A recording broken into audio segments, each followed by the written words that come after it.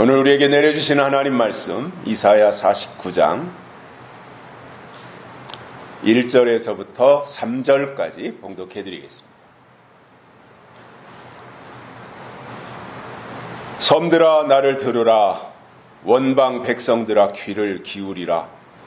여호와께서 내가 태에서 나옴으로부터 나를 부르셨고 내가 어미 복중에서 나옴으로부터 내 이름을 말씀하셨으며 내 입을 날카로운 칼같이 만드시고 나를 그 손 그늘에 숨기시며 나로 마광한 살을 만드사 그 전통에 감추시고 내게 이르시되 너는 나의 종이요 내 영광을 나타낼 이스라엘이라 하셨느니라. 아멘.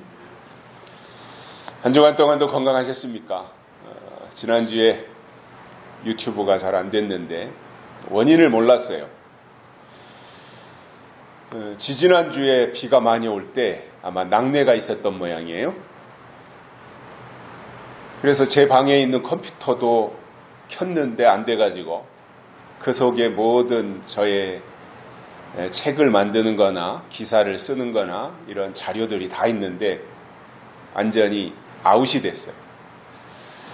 그래서 그것을 가지고 이제 복구하는데 찾아다녀서 천안에 가가지고 수리해 와서 제 컴퓨터는 이제 사용을 하고 유튜브가 지난주에 안 됐기 때문에 교회 컴퓨터도 수리하는 곳에 가서 이제 수리를 해다가 오늘 사용을 하는데 보니까 영상은 나오는데 제가 모니터를 보고 있거든요.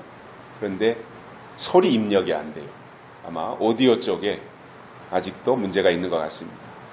그래서 혹시 유튜브로 안 되시는 분들은 밴드에서 그대로 송출이 되니까 밴드를 사용을 하시면 영상을 보실 수가 있을 것입니다. 이게 유튜브나 또 컴퓨터나 이런 것들이 굉장히 우리를 편리하게 하는데 또 이러한 문제가 생기면 복구하고 또 수리하는데 또 여러 가지 어려움이 많은 것 같아요. 또 우리가 그러한 것에 뭐 전문가도 아니고 어디 비가 샌다면 지붕에 올라가서 우리가 아무렇게나 고치면 되는데 이 컴퓨터 쪽은 그런 것도 아니다 보니까 좀 어려움이 있습니다. 안 된다면 다시 구입을 해서라도 다음 주부터는 이상이 없도록 만들어 놓겠습니다. 누구나 다 젊었을 때가 있었을 거고요. 또 젊을 때는 늙는다는 것에 대해서 생각하지 못하고 마음대로 생활하면서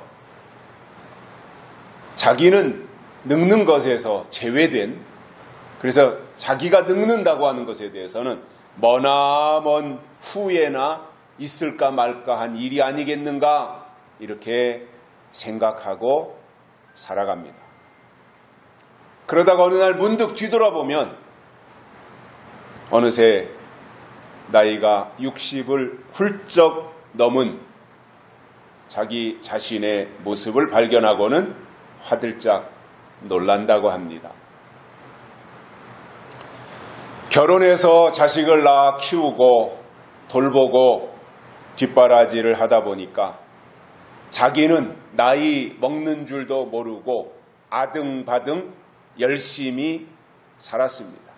어느덧 자식들이 이제 다 커서 짝을 만나 시집가고 장가들고 하면서 이제 자식들과 함께 붐비며 살다가 자식들이 하나둘 다 떠나가고 이제는 빈 둥지만 남아서 허탈한 가운데 생활할 즈음이 되면 직장도 이제 정년퇴직을 하게 되고 그제서야 살아왔던 날들을 뒤돌아보게 된다는 것입니다. 사람은 누구나가 다 나이를 먹습니다. 이 세상에 태어난 모든 생물은 다 나이를 먹게 되어 있습니다.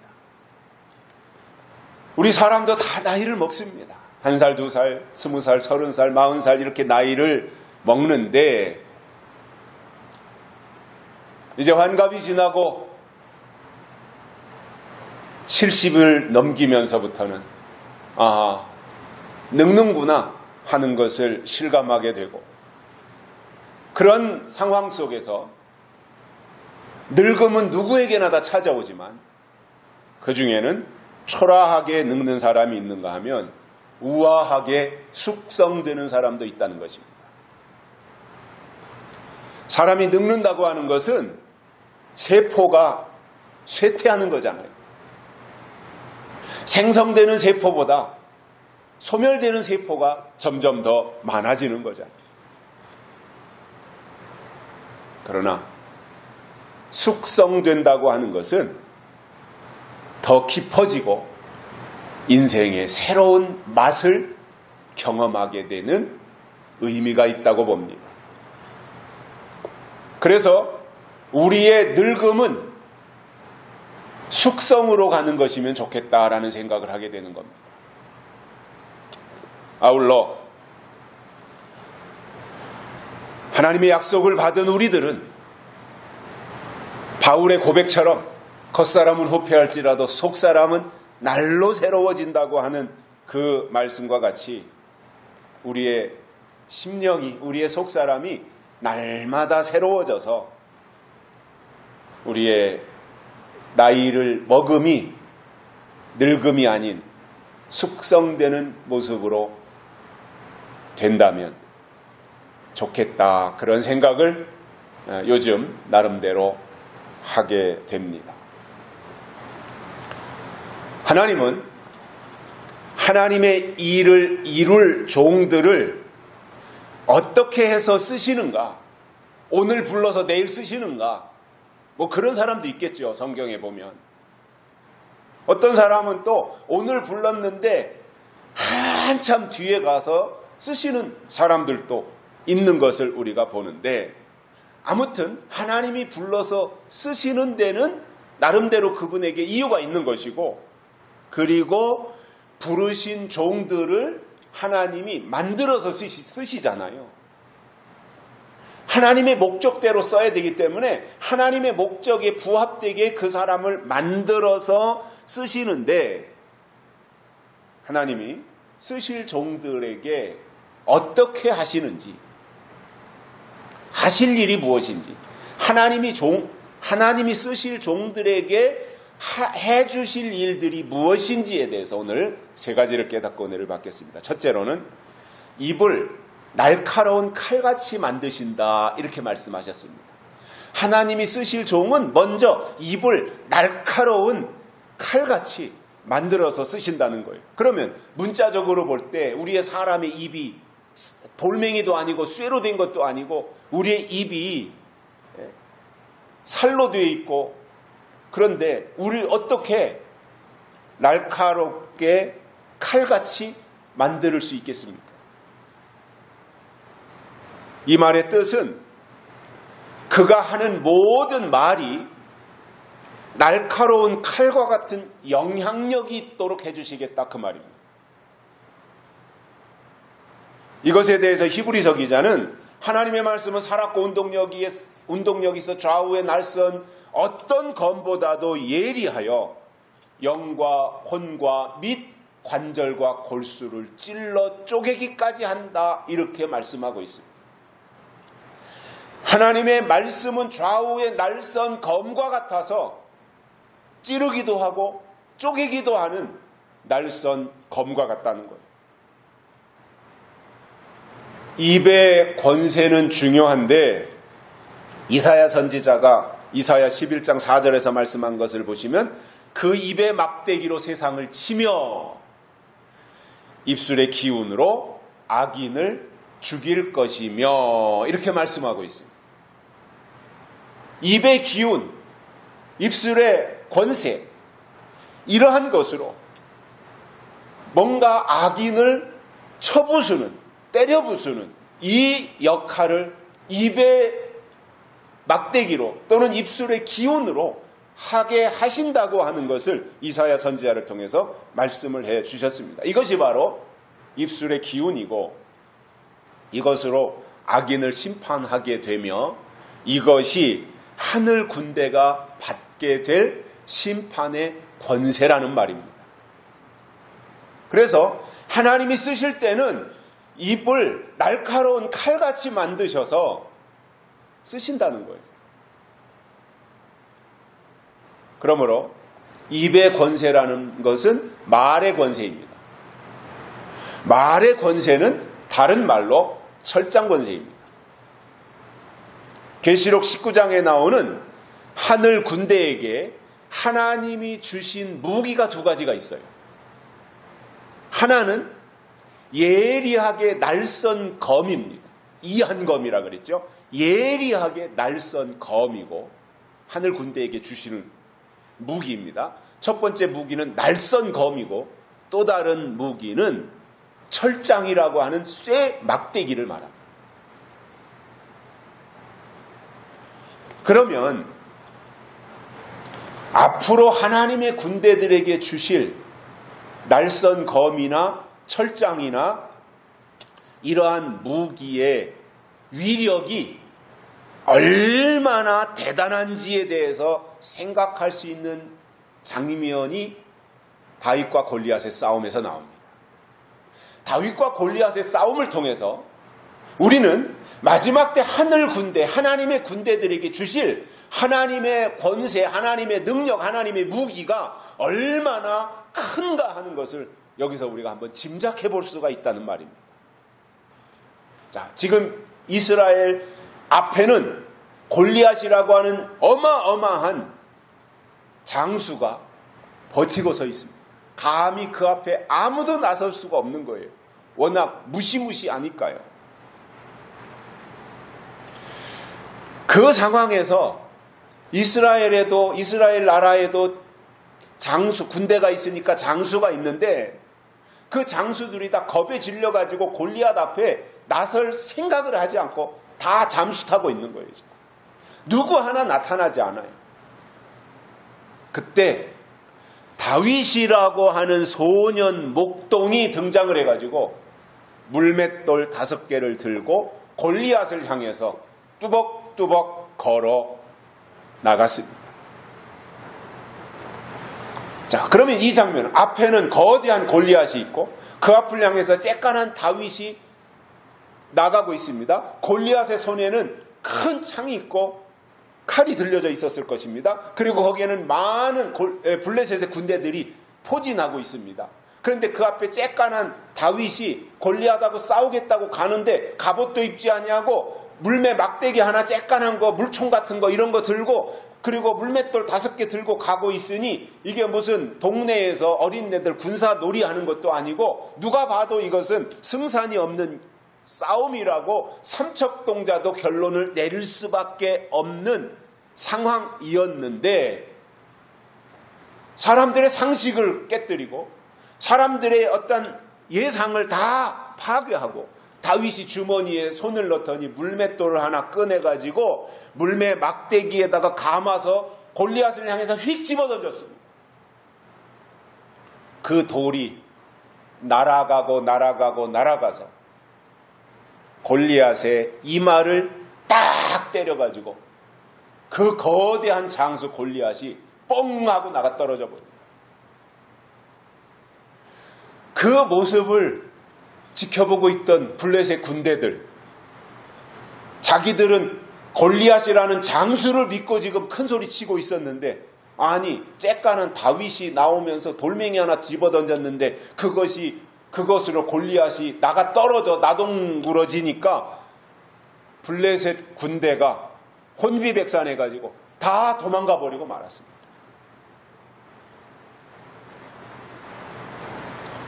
예상을 뒤엎고 다윗이 이겼습니다.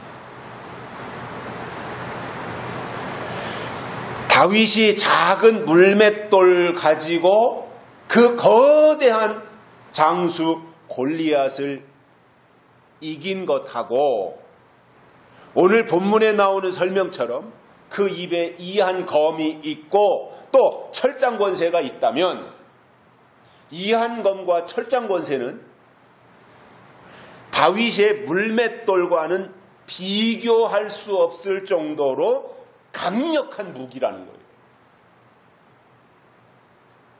여기서 알 수 있는 것은 마지막으로 싸워야 할 싸움의 대상은 골리앗 정도가 아니라는 거예요. 골리앗보다도 수십 배 아니면 수백 배 더 강력하다고 하는 것을 알 수 있는 것이 계시록에서 하나님의 군대들에게 주실 무기가 벌써 다르잖아요. 물맷돌 정도가 아니잖아요. 골리앗은 물맷돌로 물리칠 수 있었지만 그 물맷돌 정도가 아니라 날선 검과 철장이라고 하는 굉장한 무기를 준 것을 보면 싸워야 될 대상이 골리앗보다도 훨씬 더 강하다는 것을 우리가 알고 대비를 해야 된다는 말입니다. 요즘 신앙인들을 보면 주일이면 꼬박꼬박 교회에 나가서 예배에 참석하는 일은 길들여졌기 때문에 잘합니다. 그러나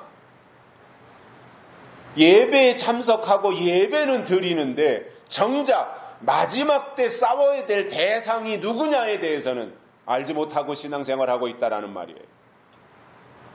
또 대상을 알더라도 너무나 얕잡아 보는 거예요.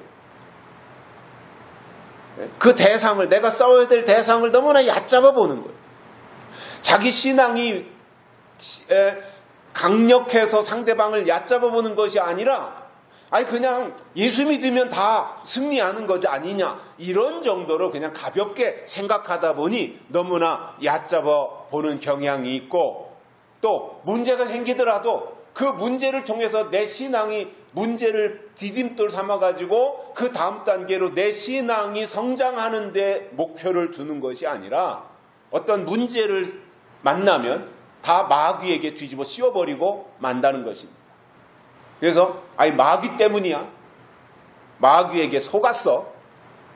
그래서 마귀는 기독교인들 때문에 굉장히 억울해한다 그럽니다.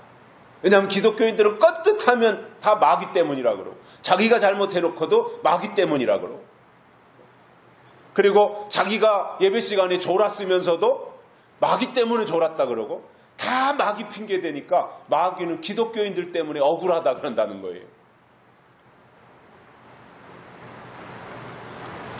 적을 알고 나를 알면 100번 싸워도 다 이기지만 적을 모르고 싸우면 이길 수가 없어요. 저는 2002년도 월드컵 때 히딩크라고 하는 걸출한 감독에 의해서 대한민국이 세계 4강에 들었던 그 일을, 그 감격을 참 잊을 수가 없는데, 히딩크가 감독을 맡으면서 한 일이 뭐냐면, 물론 다른 감독들도 다 그렇게 했겠지만 히딩크가 잘한 것은 그 밑에 상대방 팀의 전력을 분석하는 코치들을 분석관들을 따로 뒀던 거예요. 그래서 우리 대한민국 팀이 독일하고 아니면 터키하고 아니면 다른 어떠한 나라하고 경기를 한다 그럴 때 그 상대방 국가대표가 다른 나라와 경기를 했을 때 그 비디오 테이프를 다 가져다가 그것에 대해서 철저하게 다 분석을 해서 어떤 선수가 어떤 플레이를 하고, 어떤 선수가 개인기가 좋고, 어떤 선수는 오른발을 잘 쓰고, 어떤 선수는 왼발을 잘 쓰고, 이런 것들에 대해서 철저하게 다 분석하고 선수들에게 그것을 보여주고 설명해주고 하는 대책을 잘 세웠다는 거죠. 그래서 히딩크는 우리 대한민국 국가대표 선수들의 경기력을 향상시킬 뿐만 아니라 우리가 싸울 상대방이 어떤 팀이냐에 대해서 철저하게 분석해서 경기에 임했던 거예요.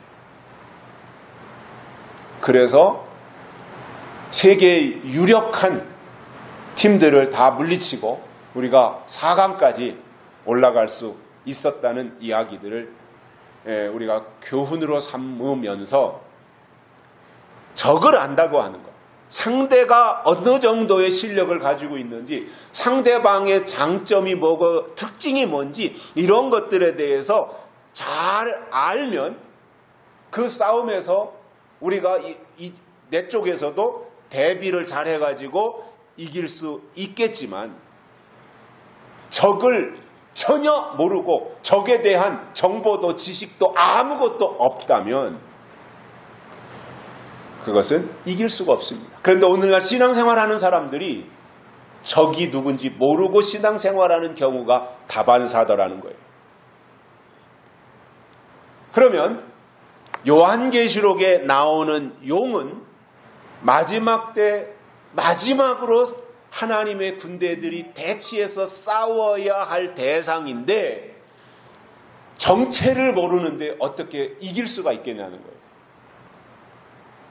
이 한 검은 입의 권세이고 날카로운 칼이라고 했으니까 말로서 심판하는 거예요. 철장은 만국을 다스리는 능력을 말합니다. 철장권세로 다스리신다. 이 찬양처럼 철장권세는 만국을 다스리고 통치하는 권세라는 말입니다. 그러면 하나님은 에덴 동산을 창조하실 때 그리고 사람을 에덴 동산에 만들어 놓으시고 다스려라 이렇게 말씀하셨어요.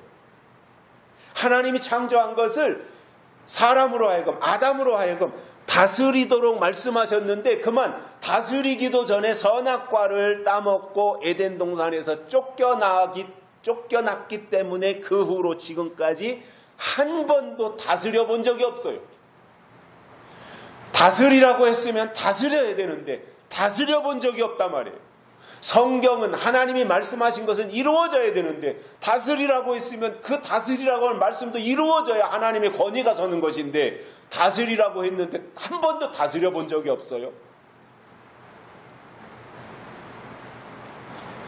이 말씀이 언제 이루어지느냐 하면 요한계시록에서 드디어 만국을 다스리라는 이 말씀이 이루어지는데 이것을 설명하는 것이 철장 권세드란 말입니다.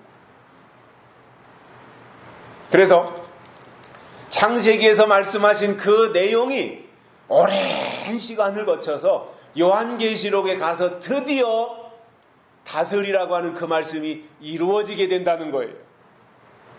다스려보지 않았기 때문에 다스림이라고 하는 다스림의 권세라는 것이 다스림의 영역이라는 것이 얼마나 큰지 경험해보지 못했기 때문에 지금까지 한 번도 모르는 거예요. 근데 계시록에 가서 보니까 다스림이 어떤 것인가 우리에게 조금이라도 맛볼 수 있도록 이 한 검과 철장의 능력을 설명해주고 있는 것이고 그것은 다윗의 물맷돌과는 비교할 수 없을 정도의 엄청난 능력을 가지고 있더라는 것입니다. 오늘 본문에서 하나님의 종의 입을 날카로운 칼같이 만드신다고 하는 것은 요한계시록이 이루어지는 그때 가서 좌우의 날선 검과 같은 말씀을 주셔서 악한 세력들을 다 물리치고 처단하는 그 역할을 말씀하고 있는 것이고 결국 입의 권세라고 하는 것은 말의 권세인데 이것을 알 수 있는 것이 재판하는 판사입니다. 우리가 TV에서도 재판하는 거 보잖아요. 판사는 골리앗처럼 등치가 크다든가 힘이 세서 판사를 하는 게 아닙니다. 판사는 판사가 되는 분야에 공부를 해서 국가가 치르는 시험에 합격을 하면 국가는 그에게 판사로서의 판결을 할 수 있는 권한을 부여해 주는 것입니다. 그래서 판사가 모든 상황, 검사 측에서 제시하는 문제, 검사는 그 사람이 잘못한 것에 대해서 계속 막 제시를 하잖아요. 증거도 제시하고 이게 검사잖아요. 근데 변호사가 있잖아요. 이쪽에는 검사가 계속 그 피고인이 이런 잘못을 했습니다. 몇 년형을 때려야 됩니다. 이렇게 말하면 그거에 대해서 반대편에 변호사가 있어가지고 변호사는 그렇게 그런 상황이 있었지만 그건 불가피한 일이었고 그건 정당방위였고 그 사람이 원래 그런 사람이 아니었는데 그 상황이 그랬기 때문에 어쩔 수 없이 그런 것이니까 선처를 해달라고 하는 것을 변호사가 이야기를 하면 검사의 구형을 듣고 변호사의 변호하는 내용을 다 들은 다음에 종합해서 판사가 그 모든 재판 과정에서 제시되었던 그러한 문건들을 다 확인하고 최종적으로 판사가 아무개 5년 하면 그 사람 5년짜리가 되는 거고요. 10년 선고하면 10년이 되는 거예요. 판사가 말하는 것이 곧 법이더라 말입니다. 하나님이 하나님의 종들의 입을 그렇게 만드셔서 말하는 대로 이루어지게 하시는데 입을 날카로운 칼처럼 만든다고 하셨으니 그 날카로운 칼을 가지고 찌르고 자르고 하는 이 모든 일을 통해서 하나님이 그렇게 심판하신다는 거예요. 아울러 철장이라는 쇠막대기를 가지고 권력을 행사하는데 이것으로는 만국을 다스리는 역할을 한다라는 것입니다. 두 번째로는 그 손 그늘에 숨기신답니다. 하나님이 쓰실 종은 하나님의 손 그늘 아래 숨기신다는 거예요. 어느 순간까지 숨겨놓으신다는 거예요. 시편 27편 5절에 보면 이런 말씀이 나옵니다. 여호와께서 환난 날에 나를 그 초막 속에 비밀히 지키시고 그 장막 은밀한 곳에 나를 숨기시며 바위 위에 높이 두시리로다. 이렇게 말씀하고 있습니다. 마지막 때가 되면 그때 하나님이 쓰시려고 숨겨놓은 종들이 있다는 거예요. 그렇기 때문에 그 숨겨놓은 사람들은 영원히 감춰만 놓는 것이 아니라 때가 되면 꺼내서 쓰실 히든 카드, 즉 비밀 병기라는 말입니다. 저는 욕단 족속에 대해서 기대를 많이 하는 사람입니다. 제가 여러 번 욕단 족속을 설명을 드렸는데 그것은 제가 상상 속에서 만들어낸 이야기가 아니라 여러 가지 옛날 문헌이라든가 또 외국의 자료라든가 이런 것들을 통해서 어느 정도 검증이 된 내용들이고 역사적으로도 증명이 된 그러한 내용들이기 때문에 저는 확신을 가지고 있습니다. 누가 지나가는 말로 한 얘기는 그거는 신빙성이 전혀 없습니다. 무시해도 됩니다. 그러나 역사적인 사료가 있고 어느 정도 검증이 됐고 외국에서도 그러한 것을 인정을 한다면 그것은 믿을 수 있는 얘기가 되는 겁니다. 저는 욕단 족속에 대한 외국의 자료들까지도 그것을 인정하고 있는 부분들에 대해서 굉장히 감사하게 생각을 하는 사람이에요. 노아의 방주 사건 이후에, 홍수 때 노아의 방주 사건 이후에 노아의 후손들이 이렇게 이제 또 셈함 야벳이 있었는데 노아의 아들들이 셈함 야벳이 있었고 나머지는 다 이제 그 홍수 때 수장된 거잖아요. 그리고 방주에 탔던 노아의 8식구, 세 아들 세 며느리, 노아 내외,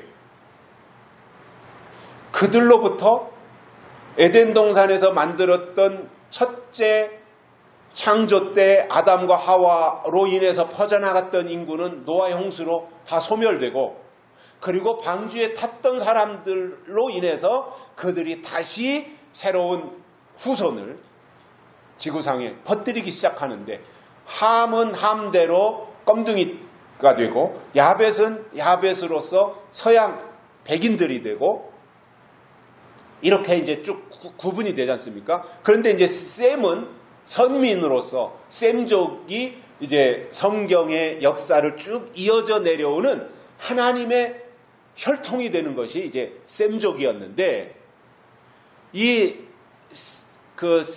노아의 홍수 사건 이후에 그 노아의 후손들을 보면 셈, 노아의 아들 셈, 함, 야벳 중에서 셈이 하나님의 혈통이니까 그 셈족으로서 하나님의 유전자가 어떻게 이어져 내려가는가 이런 것들을 쭉 설명하고 있는데 셈에게서 아르박삭으로, 아르박삭에서 셀라로, 그리고 셀라에서 에벨로 이어져서 쭉 단일 혈통으로 하나님의 혈통이 이어져 내려오다가 셈, 아르박삭, 셀라, 에벨 이렇게 4대까지 단일 혈통으로 오다가 5대에 가서 벨렉과 욕단으로 형제가 나누어지더란 말이에요.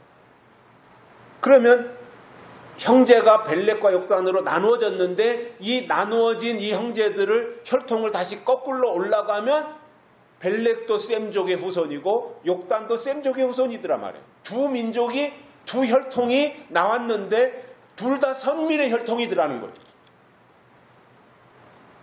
그러면 그동안은 이스라엘의 역사를 중요하게 생각했고 이스라엘의 역사가 하나님의 역사이고 이스라엘의 역사가 선민의 셈족의 역사이고 이스라엘의 역사가 하나님의 온 인류의 역사 속에서 하나님이 어떻게 개입하셨는가 하는 것을 우리에게 설명해주는 중요한 근거가 되었는데 그러나 벨렉의 역사만이 하나님의 선민의 역사로 이어져 온 것이 아니라 벨렉과 욕단이 똑같은 형제로서 이렇게 있었는데 벨렉을 통해서 하나님의 일이 쭉 진행이 되어져 성경에 기록되어진 이스라엘의 역사로 자리 잡게 되었다라는 거예요.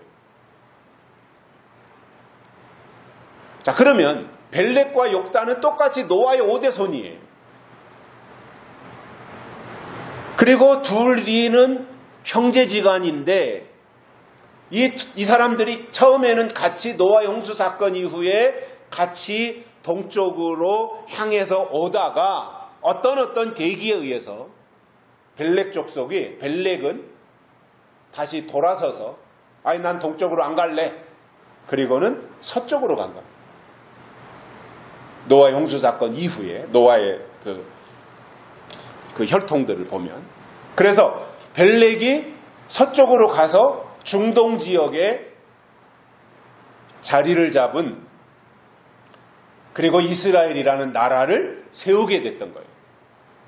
이것이 벨렉의 역사예요. 그러나 욕단은 벨렉이 떨어져 나갔음에도 불구하고 욕단은 모두 온갖 어려움을 극복하고 그 당시에 저쪽 그 아라랏산 노아의 방주가 있던 그 아라랏산 그쪽에서부터 이 동쪽을 향해서 오려면 지금도 비행기를 타고 가려면 8시간 9시간을 가야 돼요. 그런데 그때 당시에 무슨 이동 수단도 없어요. 그냥 보따리 짊어지고 걸어서 와야 돼요. 그러면 저쪽 아라랏산이 있던 그쪽 지역은 비교적 더운 지역이에요. 그런데 이쪽 동쪽으로 오면 우랄 알타이 산맥을 넘어오면서부터 추운 지역입니다. 사계절이 있습니다. 겨울엔 이동을 못합니다. 그러니 얼마나 긴 시간 동안 조금씩 이동해 오면서 조를 나눴을 것 같아요. 만약에 그 족속들이 욕단의 족속들이 한 5,000명쯤 됐다면은 1조, 2조, 3조, 4조로 나눠가지고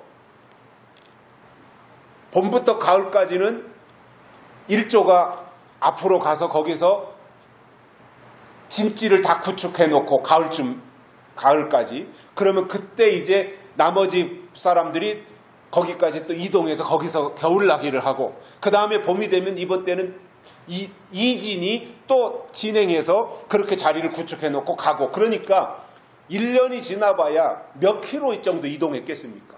그러니까 오랜 시간 동안 동쪽으로 이주해 오는 그 과정.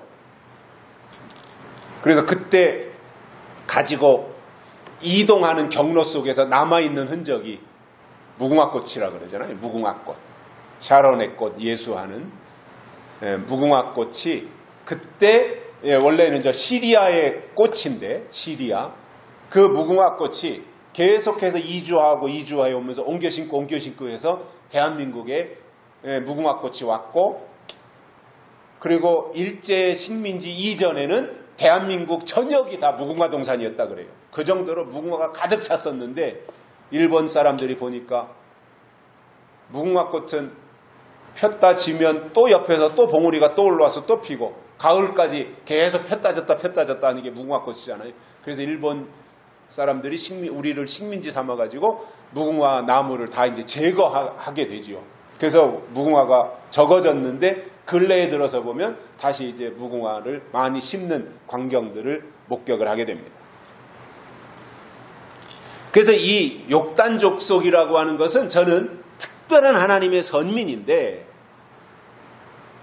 그들이 힘들게 이주해 와가지고 동쪽 끝에까지 와보니 거기가 만주 땅이었고 거기가 한반도 땅이었던 겁니다.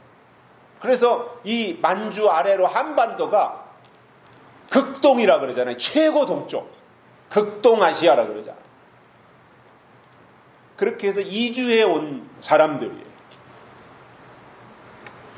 그런 가운데 하나님의 역사는 먼저는 벨렉 가문을 통해서 시작했고, 벨렉의 5대 손이 아브라함입니다. 그리고 구약 성경의 무대가 벨렉 가문을 통해서, 이스라엘로 간 벨렉 가문을 통해서 이루어졌고, 예수 그리스도가 초림하시는 것도 벨렉 가문을 통해서 이루어졌던 것입니다. 그렇지만 욕단은 똑같이 노아의 5대 손이고 셈족임에도 불구하고 그동안에는 있는지도 몰랐어요. 그리고 외세 침입만 900번 넘게 받았는데도 벌써 없어져야 될 나라가 지금까지 꿋꿋하게 버텨오면서 지금은 세계 10대 경제 강국이 될 정도로 뭐든지 하면 다 잘하는 코리아가 된 거죠. 자랑스러운 코리아입니다. 자랑스러운 코리아.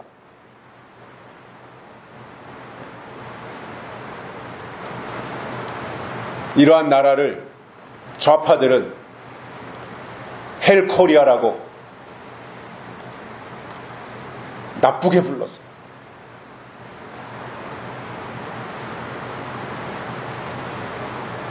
그동안에 있었던 모든 과정들을 보면 저는 대한민국은 없어져도 몇 번 없어져야 될 나라라고, 저는 나라였을 것이라고 생각을 해요. 그러나 그러한 위기 때마다 하나님이 지켜주셔서 지금까지 온 것은 하나님이 감춰놓으셨다가 마지막 때 쓰실 하나님의 계획이 있기 때문이라고 저는 확신하고 있습니다.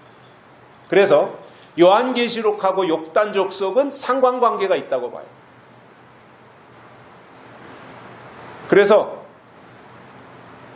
분명히 하나님이 목적이 있어서 쓰실 것이다. 옛날에 알지도 못한 이런 역사에 대해서 알지 못하던 할머니들도 대한민국은 셈족이라고. 아니, 성경에 대한민국이 셈족이라는 말 안 나오거든요. 욕단족속은 나와도. 그런데 어떻게 알고 대한민국은 셈족이다 그랬어.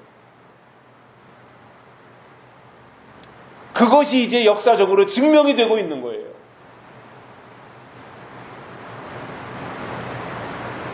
셈족 연구소라는 데가 있습니다. 세계적인 연구소입니다. 거긴 셈족에 대해서 연구하는 데입니다. 거기에 들어가 보면 대한민국은 셈의 후손이다. 학술적으로 밝혀져 있습니다. 저는 불확실한 것에 대해서는 얘기를 안 해요.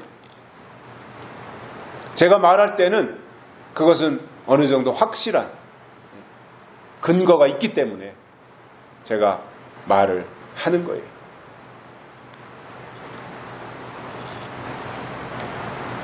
다크호스라는 말이 있습니다. 다크호스. 경마를 하는 데 있어서 막 말들이 쫙 이제 운동장을 달리잖아요. 경마.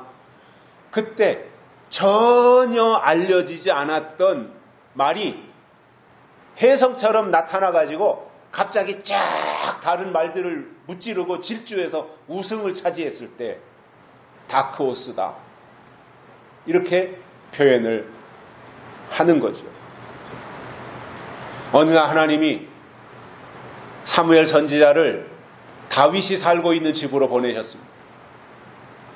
그리고 다윗에게 기름을 부으셨어요. 그러나 기름 부음 받았다고 해서 다윗이 금방 두각을 나타낸 것이 아닙니다.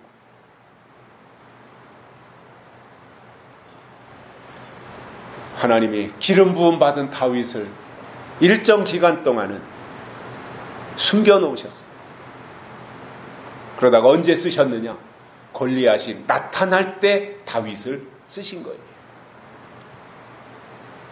그러니까 하나님이 다윗에게 기름을 부으셨지만 오늘 기름 부음 받았다고 그래서 내일 당장 나타나서 불쑥불쑥 아무 때나 등장을 해가지고 활동하라는 것이 아니라 골리앗을 물리치는 용도로 하나님이 다윗을 부르셨기 때문에 골리앗이 등장해야 다윗도 등장하는 겁니다.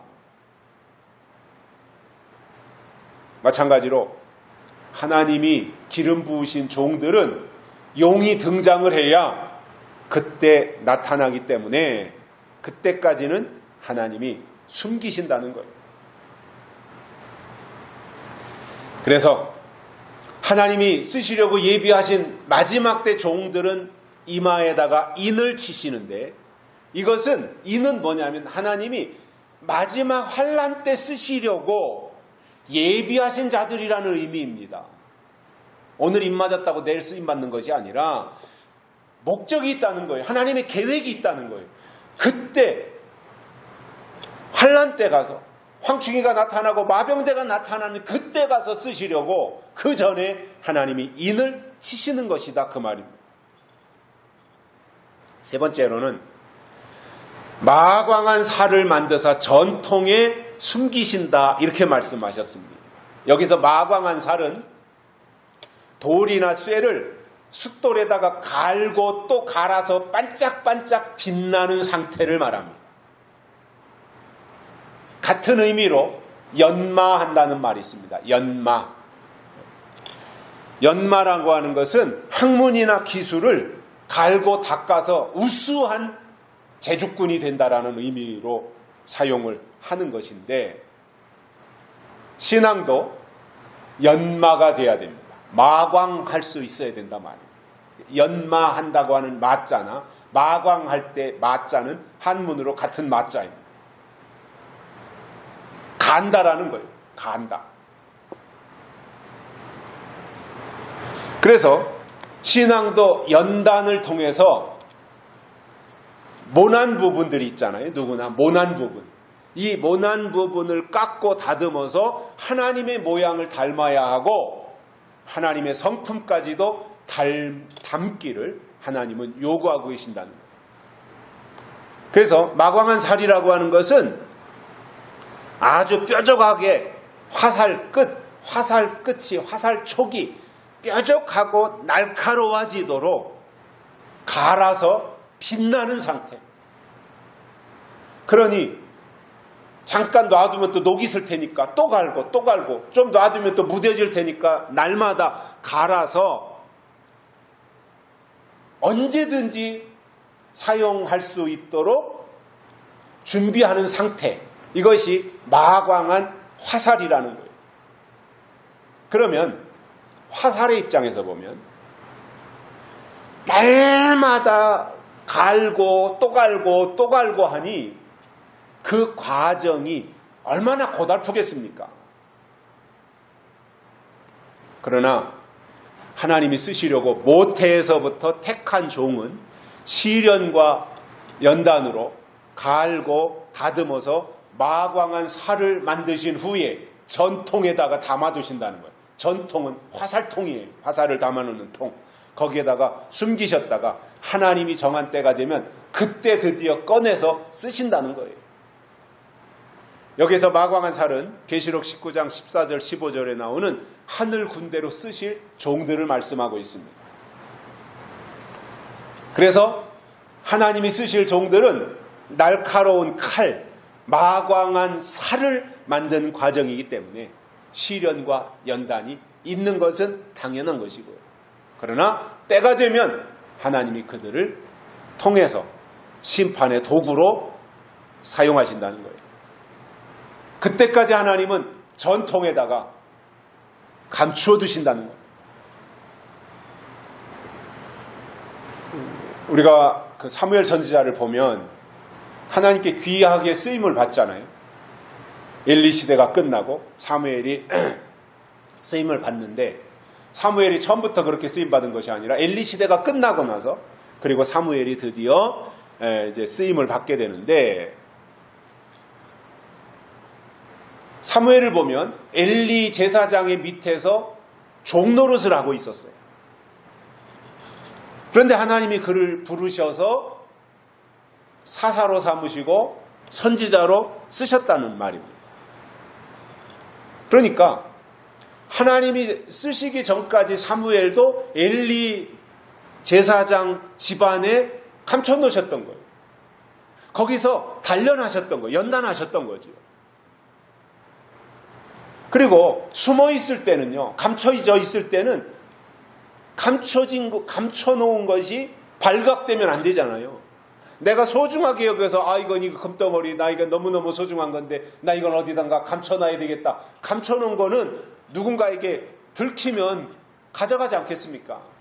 그러니까 감춰놓는다고 하는 것은 누구의 눈에 띄지 않도록 철저하게 보관해 놓는 거잖아요. 은밀한 곳에다가. 그렇기 때문에 감추어져 있는 동안, 숨어 있는 동안에는 아무도 알아주는 이가 없고 눈여겨보는 사람 없습니다. 그러나 하나님의 때가 되면 하나님이 그를 들어서 하늘의 별과 같이 빛나게 하실 거라는 말입니다. 중요한 것은 아무리 비싼 농기구라고 할지라도 그 쇠붙이를 그냥 방치해 놓으면 녹이 슬어요. 그리고 값어치가 없어져요. 농기구를 비싼 값을 주고 사다는 놨는데 관리를 안 하면 어디 필요할 때 쓰려고 해도 녹이 슬어서 쓸 수가 없게 되는 거예요. 그러나 싸구려라고 할지라도 그 쇠를 가져다가 풀무불에 집어넣고 끄집어내서 또 망치로 두들겨 패고 그리고 다시 물속에 집어넣고 이런 담금질의 과정을 거쳐서 반복하다 보면 그 쇠의 입장에서는 굉장히 고달플 거예요. 언제는 뜨거운 불 속에 들어갔다가 끄집어내가지고 망치로 막 실컷 두들겨 패고 그리고는 이제 물속에다 또 차가운 물속에다 집어넣고 이런 과정이 쇠붙이의 입장에서는 얼마나 힘들겠습니까? 그러나 그런 과정을 수십 번 수백 번 반복하는 동안 그 쇠는 녹도 다 제거되고 또 그렇게 두들겨 패는 과정 속에서 그 쇠의 강도가 높아집니다. 단단한 쇠가 되는 거예요.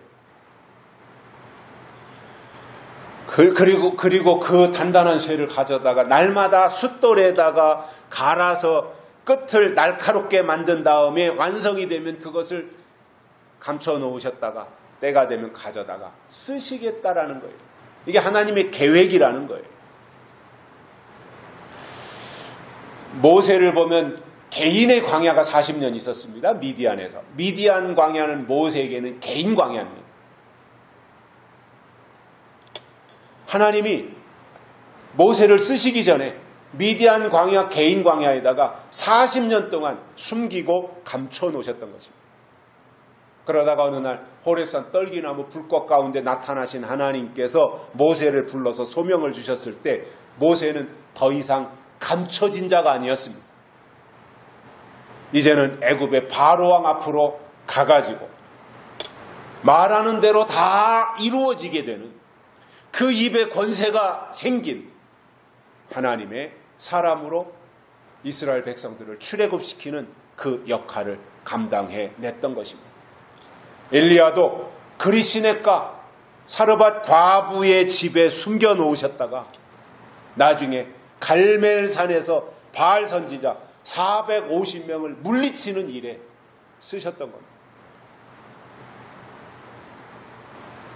물론 우리가 어떤 사람을 놓고 평가한다고 하는 것이 쉬운 일은 아니잖아요. 그리고 사람에 대해서 이런 말 저런 말을 하다 보면 그 사람의 단점과 허물이 부각이 되지 않습니까? 이 사람은 이래서 안 되고 저 사람은 저래서 안 되고 이 사람은 이게 문제고 저 사람은 저게 문제고. 근데 사람은 말하다 보면 결국은 단점과 허물을 가지고 말하게 돼 있잖아요. 그런데 하나님은 우리의 장점을 보고 쓰신다는 거예요.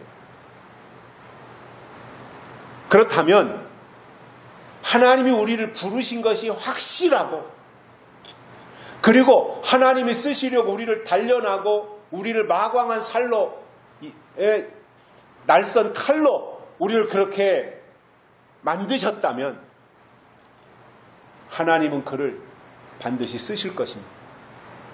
녹슨 채로 방치하는 것이 아니라 날마다 관리하는 하나님의 관리 프로그램 속에 돌아가고 있다면 하나님은 그를 쓰실 것이라는 말이에요. 결론으로 하나님은 시대마다 쓰실 종들을 부르셨어요. 시대마다 부르셨어요. 새 사람을 부르신 거예요. 그리고 먼저 시대에 쓴 사람을 새 시대에 절대로 재사용하지 않으셨어요. 그 시대에 부르신 사람은 그 시대에 쓰시고 그 사명을 다하고 끝나는 거예요. 새 시대가 오면 하나님은 새 시대에 필요한 사람을 불러서 연단해가지고 그를 하나님의 도구로 쓰신다는 거예요. 그래서 하나님이 부르신 것이 확실하면 그 종은 하나님이 반드시 쓰시고야 만다고 하는 것을 기억하고 우리가 하나님의 손에서 만들어지고 다듬어지고 갈아져서 그리고 새로 지으심을 받아서 하나님의 마지막 역사에 쓰임받는 그러한 하나님의 일꾼들이 되시길 주의 이름으로 축복합니다. 살아계신 하나님 아버지 감사합니다. 오늘 또 우리를 불러주시고 말씀을 듣게 해주셔서 감사를 드립니다.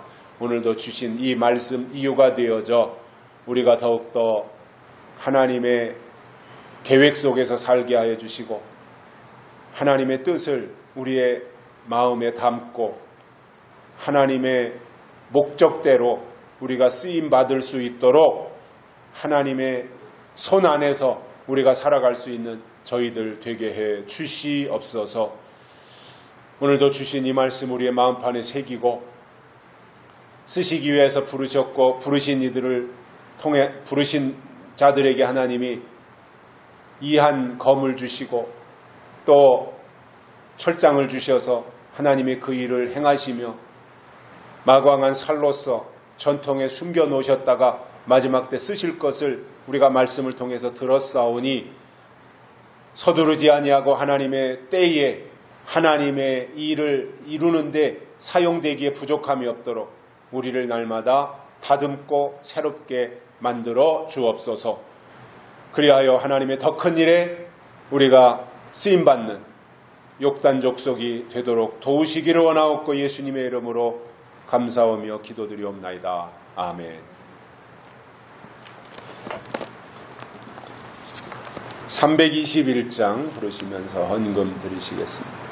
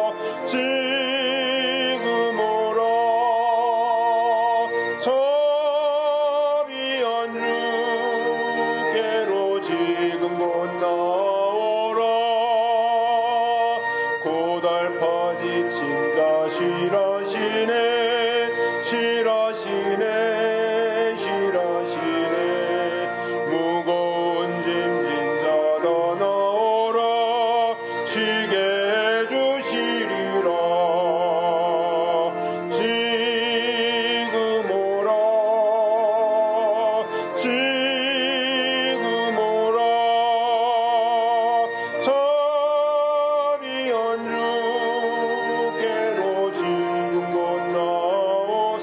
기도하시겠습니다. 주님의 소리를 들어